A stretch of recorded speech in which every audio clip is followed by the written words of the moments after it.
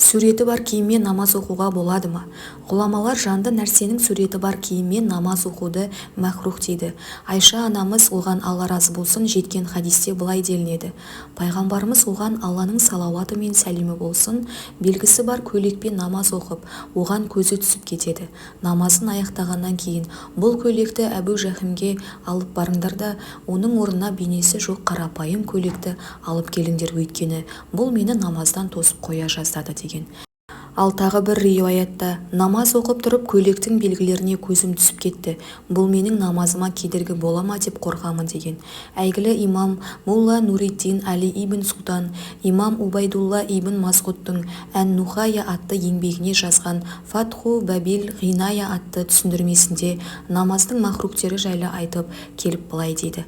Киімінде сәжде орнында, асты мен артқы тарапынан басқа, алды, оң жақ және сол жағында жануардың суреті болса макрух.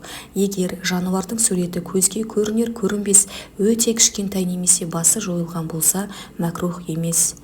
Марғинани, суреті бар киіммен намаз оқу макрух, өйткені бұл пұтты көтерушіге ұқсап қалады. Бұнымен намаз оқу макрух болғанымен намазы дұрыс саналады, себебі намаздың шарттары мен рүкіндері толық орындалып тұр дейді.